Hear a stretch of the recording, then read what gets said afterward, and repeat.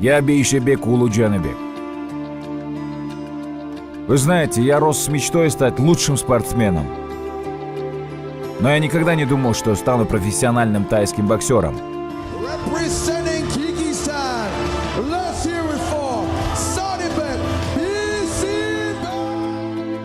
Сначала я хотел стать чемпионом своей страны. Это было просто предел мечтаний.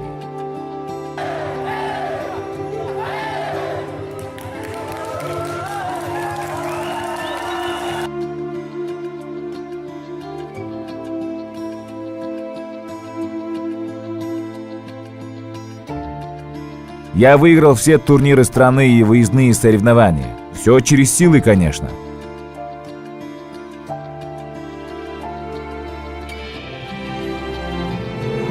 Спустя 2 года мы уже готовились на чемпионат мира 2014. Задача второго работает также обоими руками.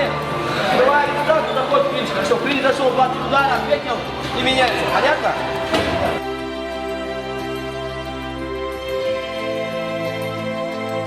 Где я занял 3-е место. Я буду с вами честным, мне было нелегко.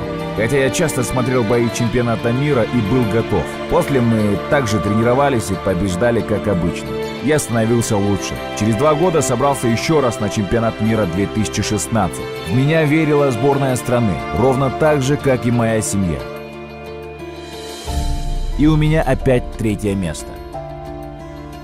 На чемпионате мира в этот раз судьи вытянули своего в финал. Окей, нет никаких проблем. Я провел бой за пояс чемпиона мира и выиграл этот бой.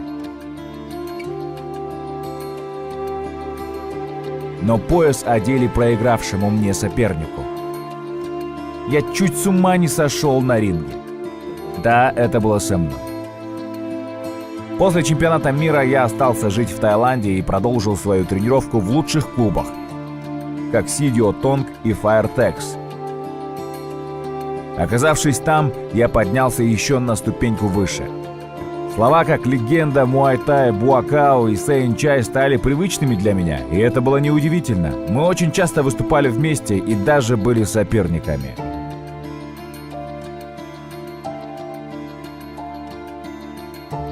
Мы тренировались каждый день, утром и вечером. Менялась техника, а я становился еще лучше. И мне это очень нравилось. На каждом турнире я выкладывался на все 100% и вырывал победу.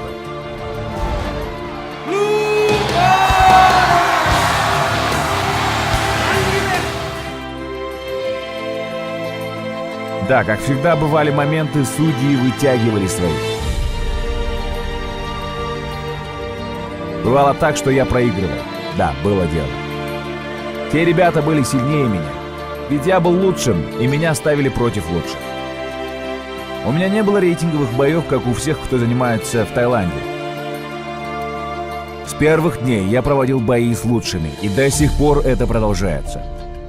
Мы соперничали даже на тренировке, везде очень большая конкуренция.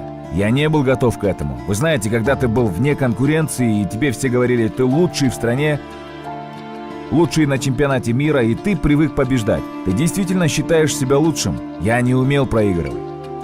Но я проиграл. Но я не сдавался и не отпускал руки. Ведь я кыргыз, а у нас не принято сдаваться. Так и шел к победе. Теперь после каждого боя я получаю признание из разных людей со всего мира. И это заставляет меня работать еще больше.